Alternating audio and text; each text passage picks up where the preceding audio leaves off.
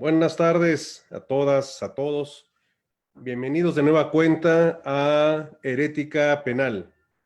Hoy estamos en la transmisión número 69, el día de hoy que es 18 de junio del año de la pandemia. Bienvenidas, bienvenidos.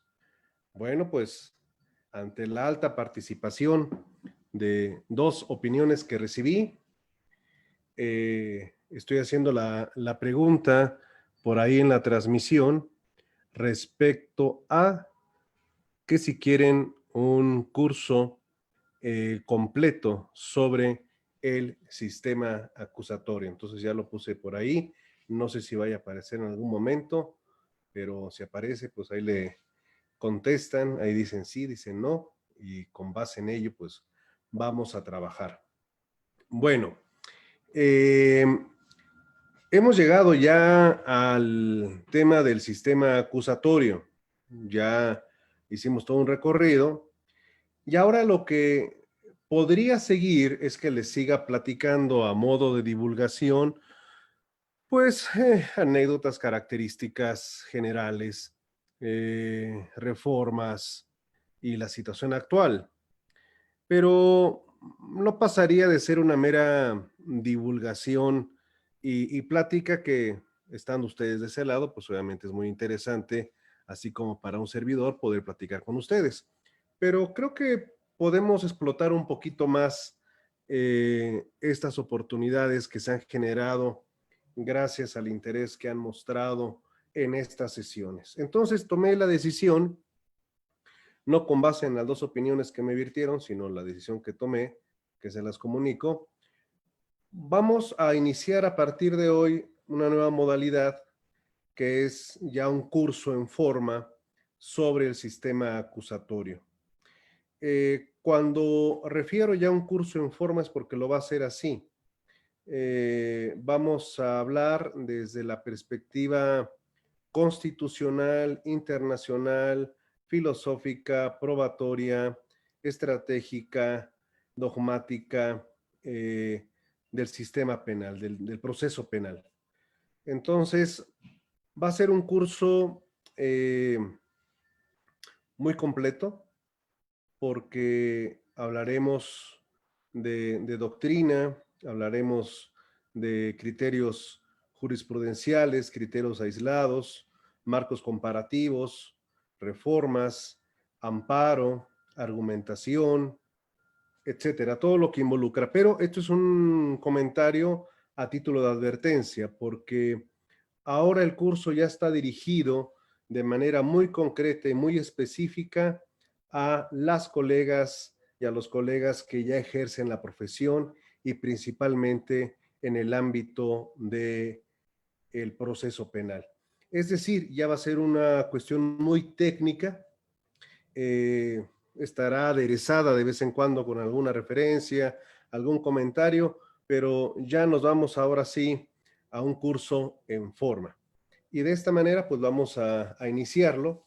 Obvio que puede tener una mayor riqueza si ustedes, desde donde nos sigan, pues también hacen sus tareas, hacen investigaciones, hacen comentarios y vamos nutriendo la forma de cómo hacer este curso que quedará pues registrado tanto en este esquema del Face como en la página de YouTube de Regina Abogados, pues para que sirva a colegas de ahorita, los que sigan, los que lleguen a incorporarse a esta materia, pues serán más que bienvenidos. Sí hay la propuesta de que esto se pueda hacer por Zoom, porque en Zoom existe la posibilidad de tener interacción.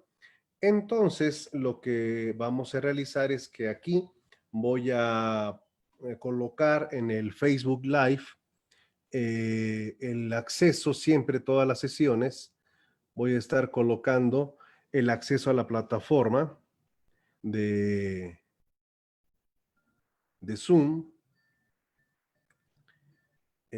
Nada más tengo que hacer unas sesiones de seguridad porque no se vayan a meter los de los gemidos. Me han contado.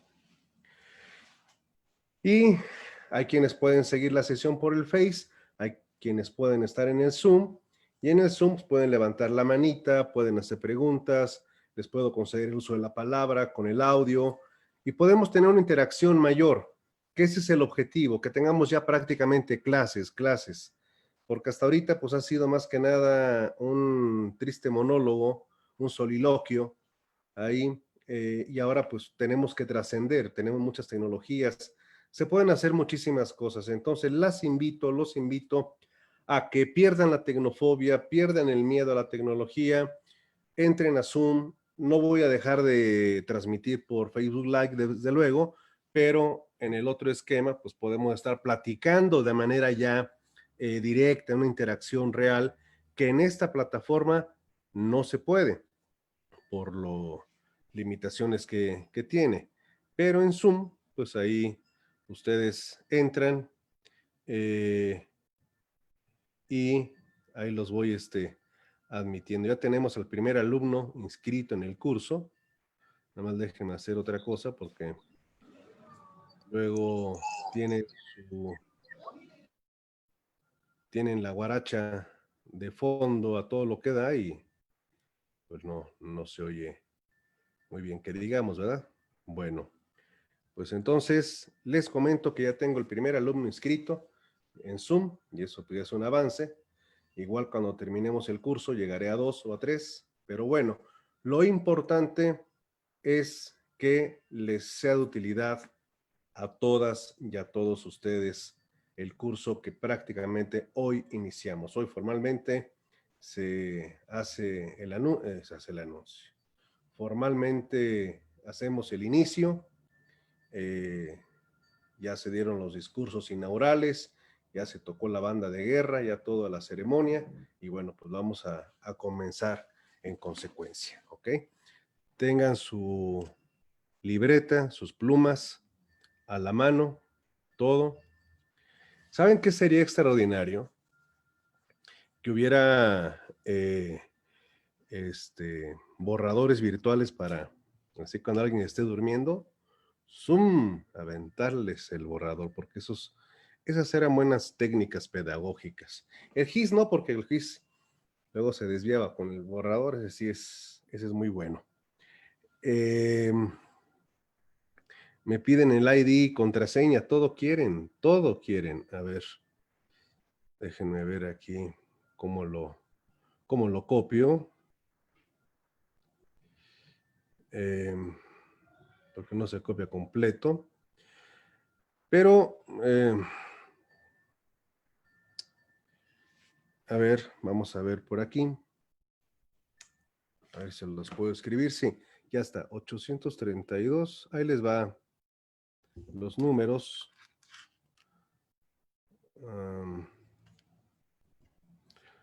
0554 7004. Ahí está el ID y la contraseña.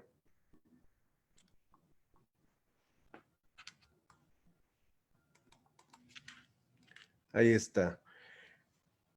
ID y contraseña ya están ahí colocados para quienes quieran entrar y para quienes no, pues no. Ya tenemos 3 alumnos inscritos en el curso. Vamos a estarles pasando lista, desde luego. Les pasaremos la charola también. Y bueno, pues miren, Yolanda Zarco, ¿qué tema es? O sea que no nos ha seguido las 68 sesiones anteriores y hoy nos viene a preguntar de qué tema es. Pamba para Yolanda. Por eso les digo que necesitaría tener el borrador para aventarles el borrador. Pero bueno. Entonces, ya que estamos aquí, cuando alguien quiera participar, levanta la manita, ahí pueden hacer las pruebas, levantan la manita, les abro el micrófono, o desde aquí pues les hago una pregunta y ya participan, porque eso es lo importante, ¿de acuerdo? Que haya participación. Las personas que nos siguen en Facebook, pues hagan las preguntas en el entendido de que pues hay un delay, hay un retraso muy, muy amplio, pero, pero bueno, en fin, vamos dándole para adelante, ¿de acuerdo? Bueno, pues bienvenidas, bienvenidos. Vamos a iniciar con el curso de sistema acusatorio. Eh,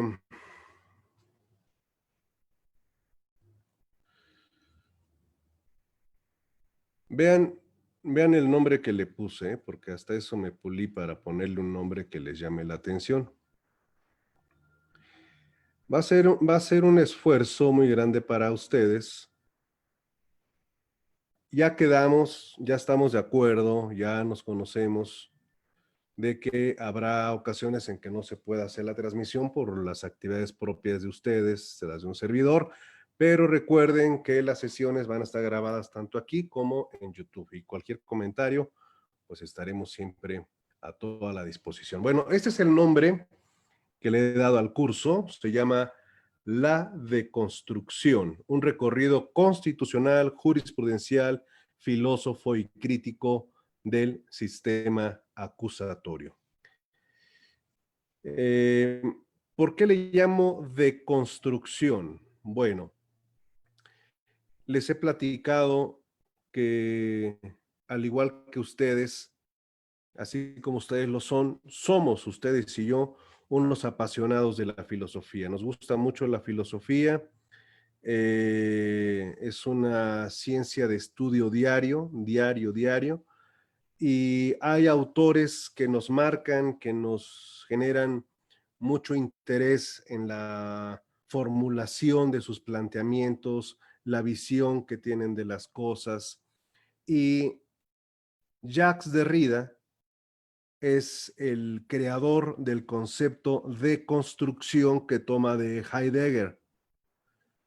Y este concepto no es destruir en los términos heideggerianos, sino de construir es desarmar en piezas como si fuera un Lego, como si fuera un Lego, eh, las piezas de todo el esquema para analizarlas de manera muy puntual y en este análisis poder hacer eh, consideraciones sobre el funcionamiento, no funcionamiento, el mal ensamble de la pieza que se está deconstruyendo. Esto tiene que ver con esta terquedad que tenemos ustedes y un servidor de no tomar todo como establecido. Somos herejes, somos heréticos, somos rebeldes y eso es fundamental. La rebeldía es buena y la aplaudo porque que nos digan es que esto es así y por qué es así. Eh, Habrá quienes digan, pues no sé, pero así ha sido siempre. No, tenemos que cuestionar porque esa es la manera en que nos podemos acercar al conocimiento. El conocimiento tiene que someterse a una crítica. Lo que ustedes opinen tiene que estar sometido a una crítica. Lo que les estoy diciendo en este momento tiene que estar sometido a crítica de manera constante, revisada, día tras día, pensada, controvertida, porque esa permanente pugna es lo que nos permite comenzar a caminar hacia la intención de lograr atisbos de conocimiento. Entonces, por eso se llama la deconstrucción, un término derridiano. Bien, y quiero comenzar con estas dos frases, ¿ok? Que tienen mucho que ver con lo que vamos a estudiar a partir de hoy. Cuantos más delincuentes existan, más crímenes existirán. Cuanto más crímenes haya, más miedo tendrá la población y cuanto más miedo en la población, más aceptable y deseable se vuelve el sistema de control policial. Voy a leer el segundo párrafo, pero les voy a pedir, la segunda frase, pero les voy a pedir principalmente a los que se encuentran en Zoom que me den su opinión, levantando su manita, me den su opinión respecto a estas dos frases y cómo las interpretan ustedes, por favor. La siguiente frase dice lo siguiente: la delincuencia, si no es excesiva, sirve muy eficazmente a la estabilidad del poder y a su evolución hacia formas crecientemente autoritarias en una sociedad de escasez, cuando ya no se puede proporcionar al ciudadano los bienes y servicios necesarios, se pretende que demande seguridad, que aspire al menos a salvar su integridad física, su tranquilidad. Además, se programa fomentar al ciudadano miedoso o aterrado, porque siempre será mucho más manejable. Carlos París, crítica a la civilización nuclear. Tenemos aquí dos planteamientos que pueden ser semejantes, que pueden ser coincidentes, el de Michel Foucault y el de Carlos París. Ahora, le pregunto al amplio auditorio, ¿cuál es la opinión que les genera estas frases, estos párrafos? ¿Quién levanta la manita? Ya saben levantar la manita en el sistema. Si no saben levantar la manita en el sistema, la pueden levantar ahorita en su pantalla para abrirles el micrófono, porque no veo ninguna manita levantada. Entonces vamos a empezar a preguntar. Y al empezar a preguntar, muchos se van a ir, van a decir, no, yo no quiero así, me da miedo. A ver, vamos con Evelyn Díaz. Evelyn. Evelyn, anda por ahí, porque no quiere abrir su micrófono. Vamos a ver si está Roberto Alfaro. Vamos a ver. ¿Quién anda por ahí? Maestro. ¿Quién habló? Roberto. Roberto, ¿qué opinión le merecen estas dos frases? Bueno, en cuanto a la primera, consideraría lo que dice Michel, nos especifica que cuanto más delincuentes existen, más crímenes. Esto nos habla de que la delincuencia va allegado de la mano de los crímenes, ¿no? Sí. Y cuanto más crímenes haya, más miedo tendrá la población. En cuanto a cultura, se nos podría llegar que nos dice que el crimen siempre va a ser síndrome de terror, de miedo. Entonces, pues la población, mientras más temor tenga, el crimen más fuerza puede tener. Eso es lo que puedo yo opinar, maestro. Muy bien, Roberto, muchas gracias. Nimbe Carrasco, adelante. Buenas tardes, maestro. Buenas tardes. ¿Cuál Pues es su opinión? que es entre los pequeños peligros internos que permanecen en la sociedad o en nuestra sociedad, son una de las cuestiones de aceptabilidad del sistema de control que nos rige a nosotros. Bien. Lo Gracias. que... Sí. ¿Estoy bien? Sí. Sí, Gracias.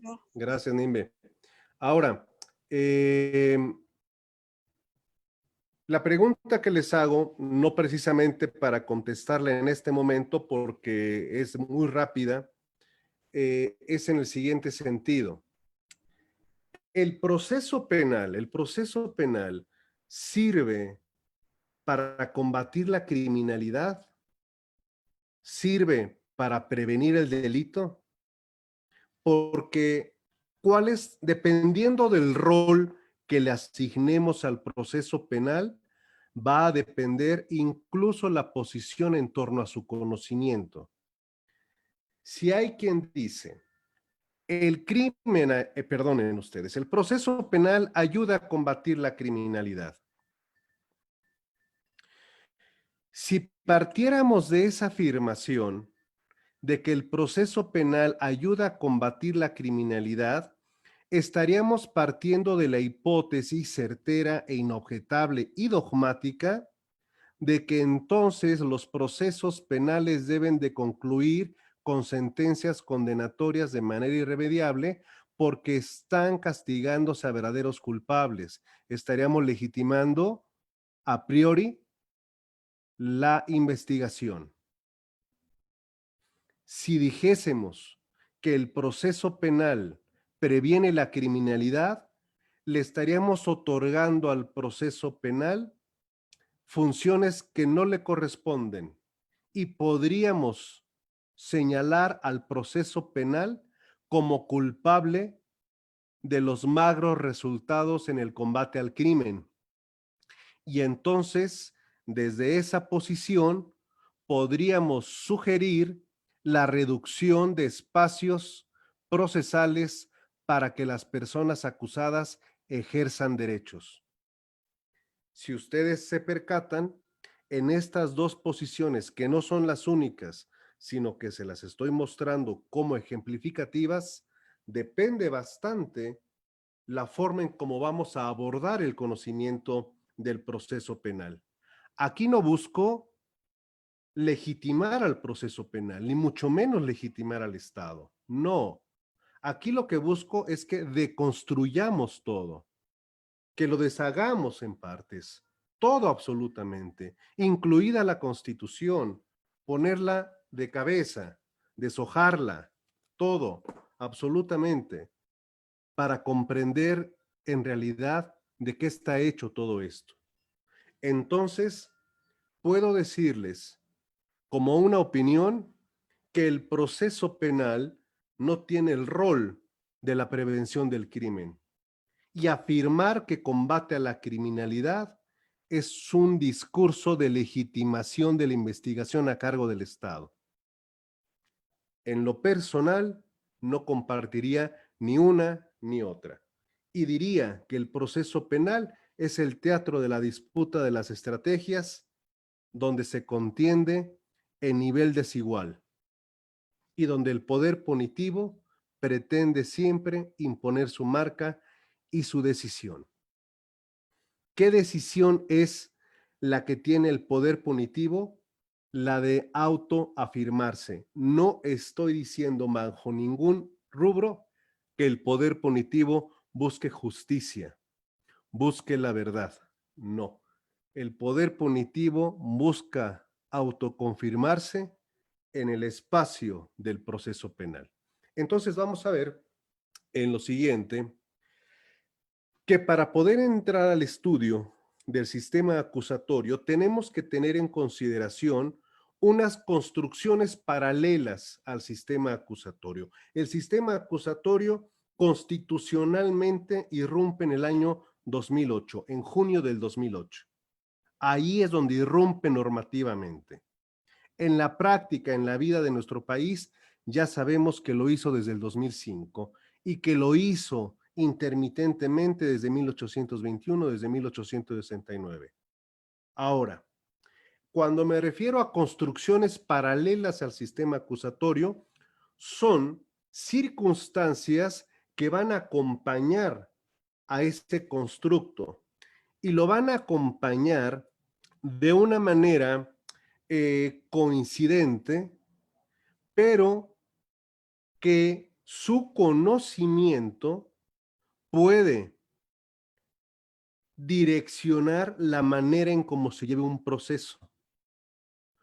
Quiero ser claro con esto. Quiero que por favor visualicen una vía de tren y una locomotora. Una vía de tren y una locomotora. Bien. Esa locomotora va en ese camino no se puede desviar. Hay posibilidades de cambios de ruta mucho más adelante en el camino. ¿Qué es lo que puede determinar que se cambie de ruta? ¿El destino? Sí, que no van para determinada zona geográfica, sino a otra distinta. Bien, si nosotros visualizamos esas vías de tren como el proceso penal tiene etapas, etapas, etapas. Bien. A lo que voy con las construcciones paralelas al sistema acusatorio, no es que van a modificar las etapas o las van a mover de sitio. No, no, no, no, no. A lo que voy es que a quien se denomina director de el curso penal, del curso procesal penal, que sería posiblemente, y ojo con lo que les estoy diciendo, posiblemente el juez o posiblemente las partes, conociendo estas construcciones paralelas, pueden modificar la forma en cómo esa locomotora llegue a su destino. Con pasajeros, sin pasajeros, con carga, sin carga, con desgaste, sin desgaste, o que llegue perfectamente en buen estado. De eso va a depender, del conocimiento que tengan las partes, asesor jurídico, fiscal, defensa, consultores técnicos, juez, de todo esto que les voy a comentar a continuación, porque va a influir en la toma de decisiones estratégicas. El sistema acusatorio, queridas y queridos colegas, es un juego de ajedrez, es un juego de estrategia. Pero para poder comprender y transmitirles qué es una estrategia, qué son decisiones estratégicas, necesitamos conocer todo el marco en el que se desarrolla el sistema acusatorio.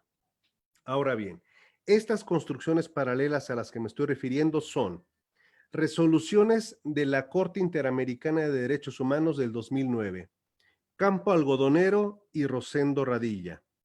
No hemos entrado todavía al análisis jurídico de ambas, lo haremos en su oportunidad.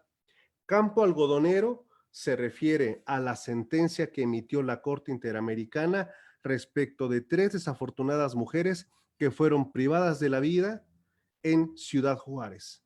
Forman parte de ese terrible problema de las muertas de Juárez, que solo atisbamos de una manera muy general cuando estábamos hablando de las maquiladoras y ese tipo de situaciones. Bien, el caso Rosendo Radilla tiene que ver con la acción del Estado mexicano a través del ejército cuando detiene injustificadamente, arbitrariamente a Rosendo Radilla por componer corridos para el guerrillero Lucio Cabañas, y de ahí se origina su desaparición forzada.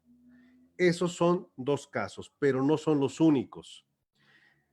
Están en el 2010 estos casos. Rosendo Cantú es el caso de una mujer en el estado de Guerrero que al encontrarse en un río,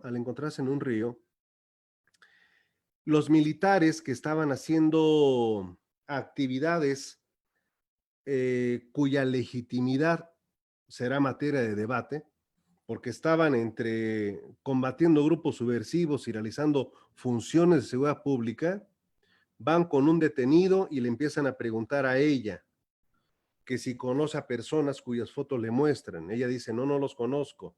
La golpean con las armas, la tiran, le arrancan la ropa y 2 soldados la violan. Y ese caso fue denunciado, llegó al tribunal militar. ¿Y qué creen que hizo el tribunal militar? Archivó la causa. Y ese asunto llegó a la Corte Interamericana. Y en ese asunto hay derechos relacionados con la dignidad, con la libertad, con la autolimitación de los poderes del Estado, etc. Cuarto caso, caso Cabrera García y Montiel Flores.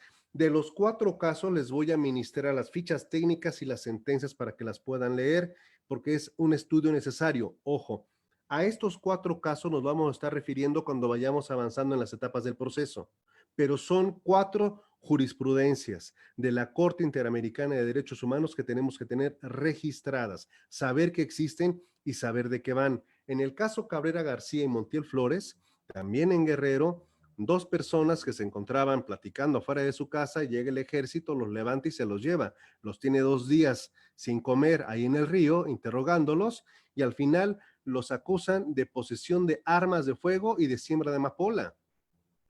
Y son condenados. Y este caso llega a la Corte Interamericana de Derechos Humanos, donde se establece todas las violaciones habidas y por haber a un derecho fundamental que se denomina debido proceso, due process law.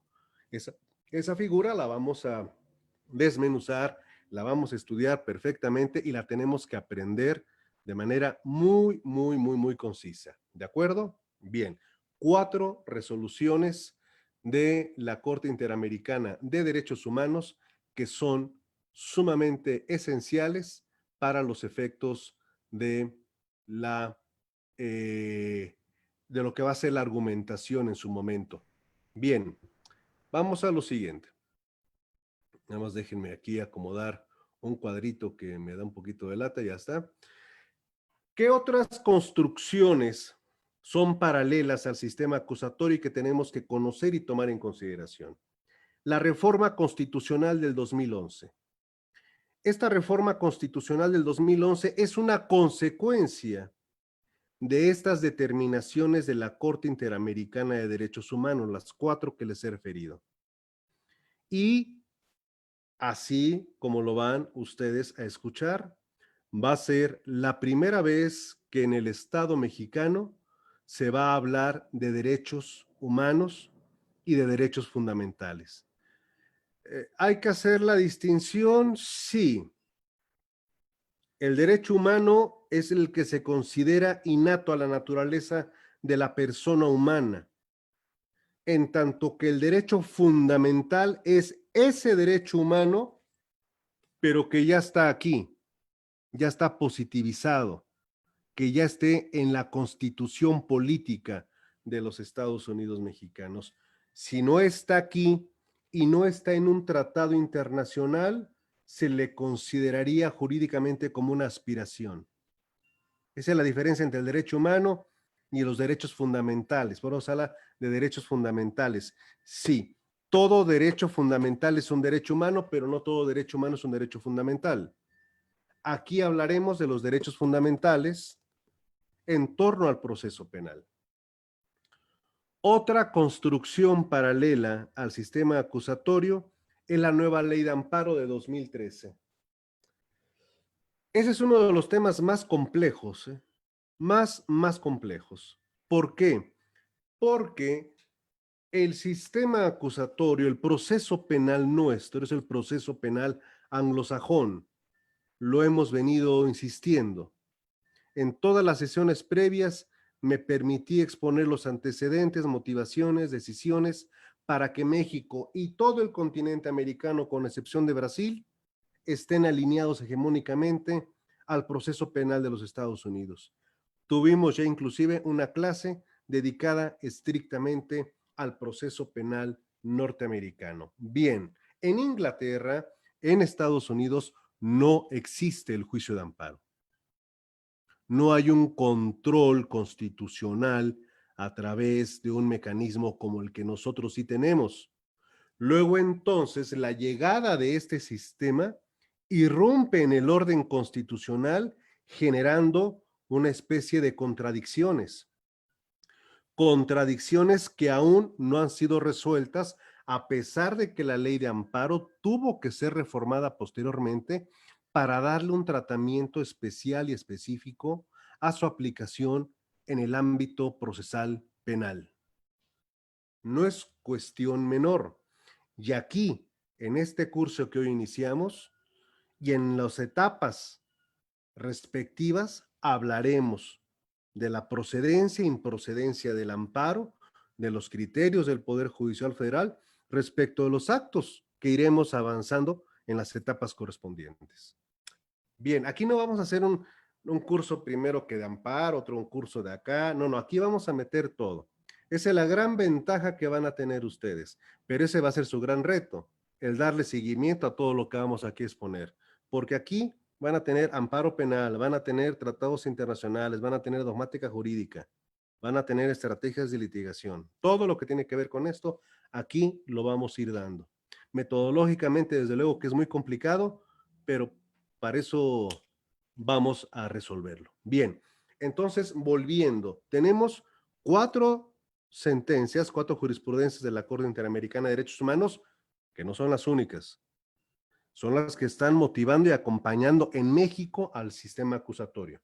la reforma constitucional de 2011, la nueva ley de 2013, la nueva ley de amparo, y la reforma que le va a seguir. Entonces, ¿hay un marco normativo condicionante? Sí, sí, sí. Cuando digo condicionante, quiero empujarlos a esta determinación. Miren, cuando digo marco normativo condicionante es porque es lo que está envolviendo al sistema acusatorio y que lo tenemos que tener presente. Desde luego, en primer lugar, el código, no está en orden jerárquico, claro.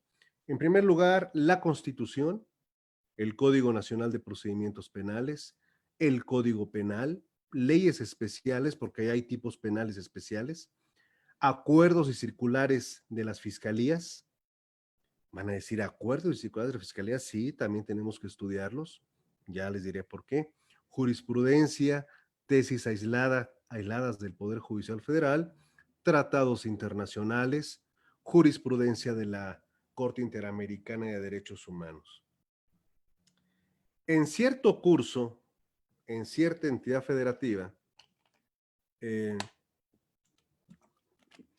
les estaba explicando esto en un curso de posgrado a las alumnas, a los alumnos, y no se me olvida un abogado, redondito, redondito, esos que quieres agarrarlos y hacerles así porque están como esponjositos. Cada cosa que iba yo diciendo se iba sumiendo poco a poquito, y poco a poquito se iba sumiendo en su asiento. Y no les miento, le salió una lágrima y levantó la mano y digo, todo eso tenemos que estudiar. Le dije, sí, todo eso, y les falta todavía mucho más. Le dije, aquí no le estoy dando los aspectos generales, pobrecita, hasta una lágrima le saqué, pero bueno. Después de algunas clases se me acercó un colega y me dijo, maestro, me digo, dígame, todo esto que usted nos ha dicho, ¿en qué libro viene? En un solo, nada más dígame un libro, porque no quiero tener muchos, me decía. Uno donde venga todo. Dije, bueno, un libro donde venga todo lo que he estado platicando es... Ay, yo creo que me lo voló ese abogado. Le dije, pues es el Código Nacional de Procedimientos Penales. Dije, hay que estudiarlo y ahí vas a encontrar muchas cosas. Bueno, ¿han escuchado ustedes hablar de esto?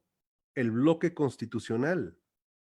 Porque la evolución de nuestra Constitución, el comenzar a hacer caso a las doctrinas internacionales, a las experiencias internacionales, ha nutrido como si fueran vitaminas al sistema jurídico en forma integral.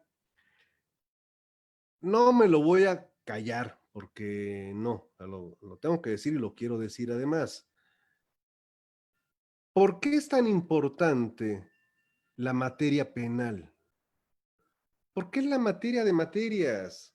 Simple y sencillamente la materia de materias.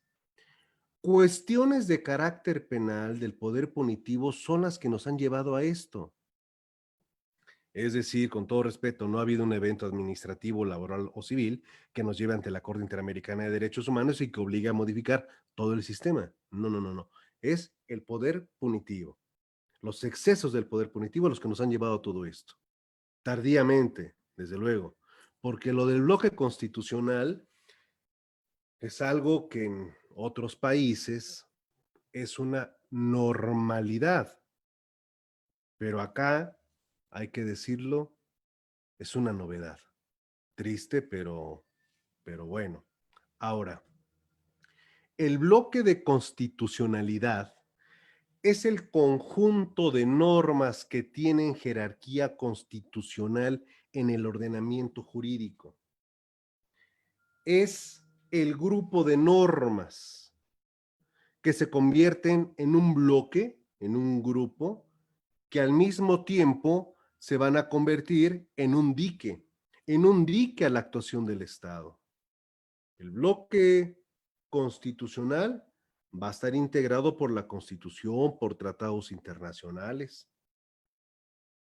Y aquí entran muchos temas que tienen que ver con supremacía constitucional, jerarquía constitucional, transversalidad, horizontalidad, que si bien es cierto son temas técnicos del derecho constitucional, aquí los estaremos refiriendo de una manera no tan profusa, pero sí darles el concepto para que se tenga esa claridad y desde luego les voy a participar de bibliografía, documentos para quienes estén interesados en estos temas que son tan relevantes, le puedan dar seguimiento.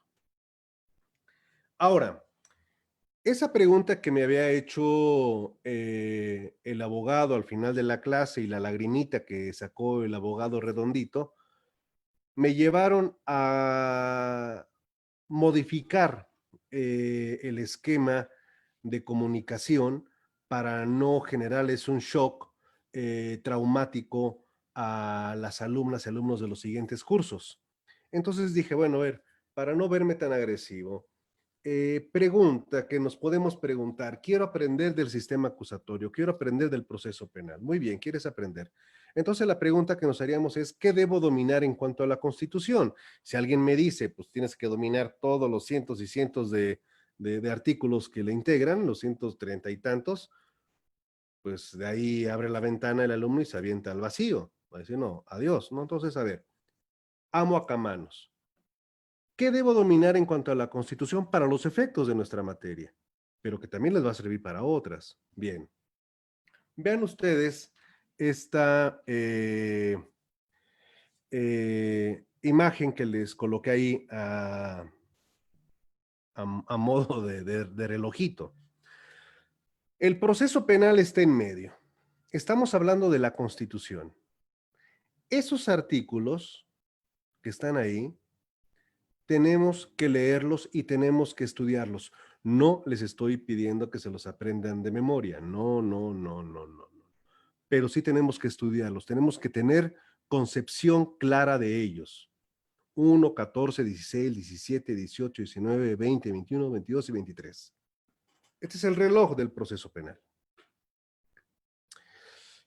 En alguna ocasión, creo que en las sesiones que nos precedieron les había referido, sí, si mal no recuerdo, que la práctica nos lleva a convertirnos en burócratas normativos, en los que ya no vemos ni siquiera la Constitución, sino estamos viendo circulares, acuerdos, el código de procedimientos y se acabó. Y se nos empieza a olvidar que hay una Constitución. Y cuando pregunto en algún curso o en algún debate, oye, la garantía tal, esa garantía en un tratado internacional. No, ¿cómo un tratado internacional? Está en la Constitución, es tal. Tenemos que empezar todo estudio a partir de la Constitución. Nunca olvidemos eso. La Constitución es el penthouse y desde ahí se ve todo. Desde ahí tenemos que empezar. De arriba hacia abajo, no de abajo hacia arriba. Bien, entonces vamos a hacer un ejercicio rápido sobre este esquema de comunicación sobre el proceso penal. Vamos a conocer el proceso penal, pero a partir de la Constitución. Ok, ¿qué tiene que ver el artículo? Bueno, antes de eso, tratados internacionales, tenerlos registrados. No son todos, no son todos, pero son de los relevantes y vamos a estar hablando de cada uno de ellos. ¿Qué es un tratado internacional? ¿Qué es un protocolo? ¿Qué es una soft law? ¿Cómo se aplican? ¿Cómo se invocan los tratados internacionales? Bien. Pacto Internacional de Derechos Civiles y Políticos del 66, Convención Americana de Derechos Humanos, Convención de los Derechos del Niño, Convención Interamericana para Prevenir y Erradicar la Violencia contra la Mujer, la Convención de Viena sobre Relaciones Consulares, Convención sobre los Derechos de Personas con Discapacidad, Convención contra la Tortura y otros tratos o penas crueles, inhumanas o degradantes. No son los únicos. Quizá aquí están a los que se recurre más, pero no son los únicos. Ahora, de manera breve y rápida para que no deje pasar el espacio de tiempo. Un tratado internacional puede ser bilateral, trilateral, multilateral. Los tratados internacionales relativos al ámbito penal en cuanto a derechos sustantivos son de naturaleza multilateral. Los tratados internacionales sobre normas adjetivas son bilaterales. El ejemplo del primero de ellos, multilaterales, derechos sustantivos, son estos.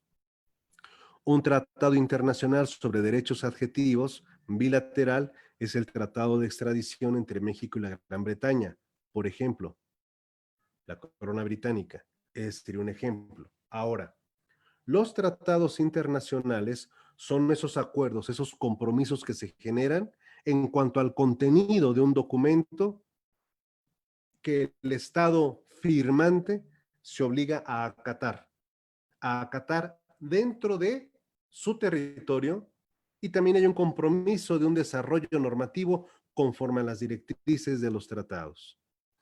Un ejemplo, el Pacto, el Pacto Internacional de Derechos Civiles y Políticos de 1966, que contiene de manera literal la presunción de inocencia, fue firmado por México hasta 1985, pero ni en el 86, ni en el 87, ni en el 88, ni en el 89, nadie lo conocía y nadie lo aplicaba, mucho menos lo respetaban. Ya les platiqué la anécdota que me ocurrió en un amparo cuando se me ocurrió invocarlo. Bueno, estos tratados internacionales son ese conjunto de normas que, conforme al artículo 133 de nuestra Constitución, que es la copia del 6.2 de la Constitución estadounidense, dice que esta Constitución, las leyes que de ella emanen, conforme al procedimiento legislativo, y los tratados internacionales que estén de acuerdo con ella, son la ley suprema de toda la Unión. Bien, siempre y cuando no estén en contradicción. ¿Qué es más importante? ¿Un tratado internacional o la Constitución? Falso debate. La Constitución tiene jerarquía. La Constitución. Si no está el derecho humano previsto en la Constitución y está previsto en un tratado internacional suscrito por México, se puede invocar el tratado internacional. Pero si el derecho humano está previsto en el derecho mexicano, en la Constitución, ya no es necesario buscar el tratado internacional. Ahora, a efectos de mayor argumentación, claro que se puede hilvanar un argumento en el debate con la fiscalía, un argumento en un agravio, en un concepto de violación, sí, eso no está prohibido, no está prohibido. Los tratados internacionales, no todos, tienen un instructivo de aplicación. Un instructivo, sí, es una especie de explicación de cómo debe de aplicarse en qué casos. Ese instructivo se llama protocolo, pero no confundamos el tratado con el protocolo. Permítanme ser un poquito burdo, perdón, pero el teléfono es el tratado y el manual del usuario no es el teléfono, pero nos sirve, ¿verdad? Entonces, ¿por dónde va a hablar por teléfono? Ah, pues por el teléfono, no por la guía. Ahora, en una argumentación, nosotros podemos invocar el protocolo a manera ejemplificativa, no para generar una condición vinculante a la autoridad para que lo aplique a rajatabla, no. Un ejemplo para tratar de explicarme en esto. El Pacto Internacional de Derechos Civiles y Políticos de 1966 prevé muchos derechos en favor de las personas, derechos sociales, culturales, garantías judiciales, etcétera. Bien. Pero tiene un protocolo. Ese protocolo se llama Protocolo de San Salvador. Ese protocolo de San Salvador sugiere, por ejemplo, que las personas en condición de vulnerabilidad en las que nos encontramos o las que se encuentran las personas de la tercera edad, esas personas no deben de ser sometidas a condiciones procesales que les puedan resultar en perjuicio. Y un ejemplo que maneja el protocolo es que los horarios en los que tengan que intervenir ellos, porque a lo mejor son imputados o víctimas de las audiencias, no sean ni tan temprano ni tan tarde, porque se tiene que respetar su condición biológica. Luego entonces, si estamos en un debate de medidas cautelares, por ejemplo, no vamos a decir, su señoría, solicito que se aplique el protocolo y que se cumpla porque es un tratado internacional conforme al artículo 133. ¡Ey! No, no, SAPE.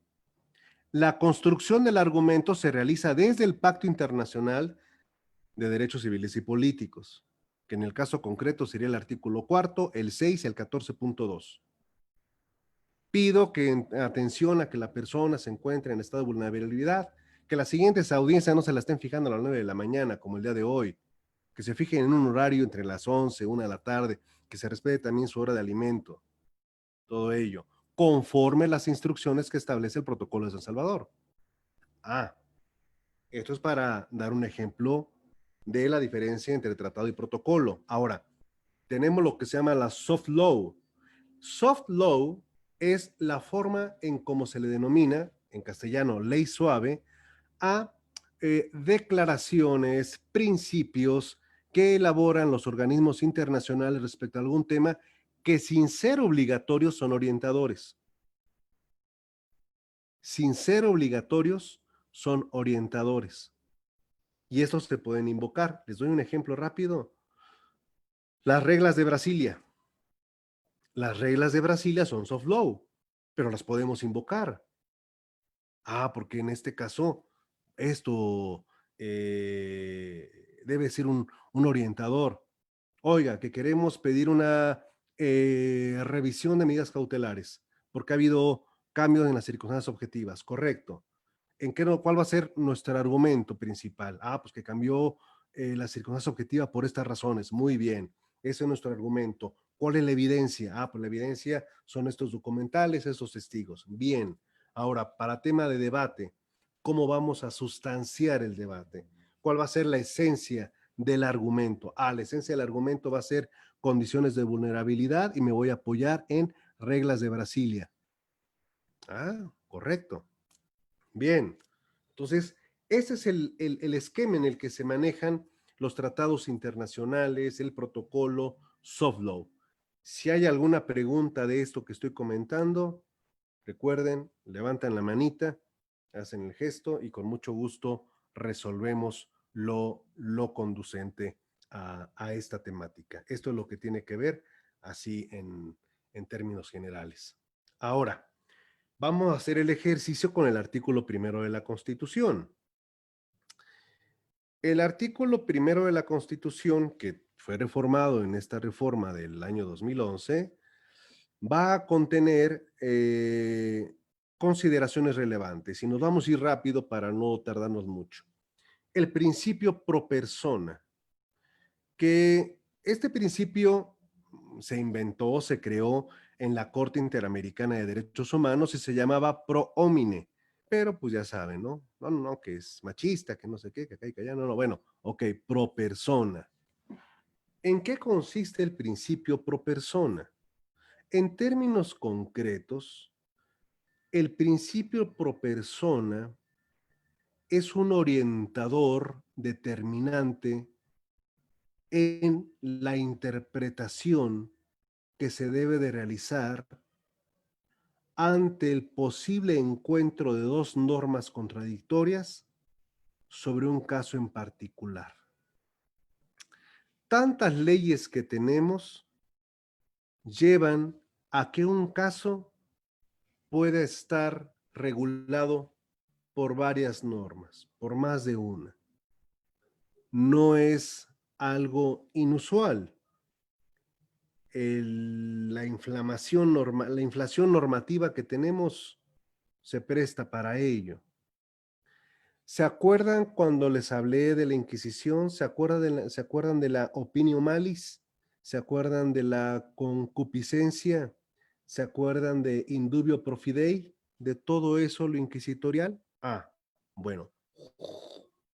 El principio pro persona establece que la interpretación de las normas será conforme a la Constitución y buscando beneficiar siempre lo más posible a la persona que se halla en el centro de la controversia, en una protección más amplia.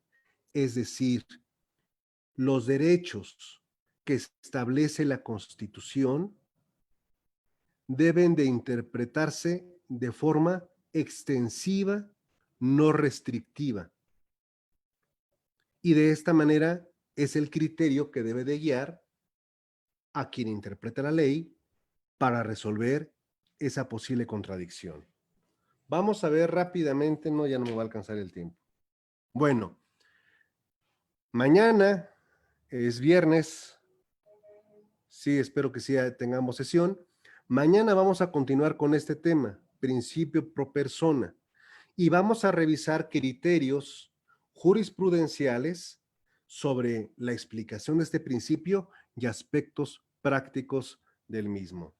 Las preguntas que lleguen a tener, las dudas que lleguen a tener, tanto las pueden mandar por aquí por el chat, pueden levantar la manita o me dejan algo escrito por allá por el Face. ¿De acuerdo? Bueno, pues ya sonó la chicharra del recreo. Nos vemos el día de mañana y bienvenidos a su curso La deconstrucción del sistema acusatorio. Nos vemos. Y ahora cómo me salgo, no quiere salirse. Ah, por acá. Ya. Adiós.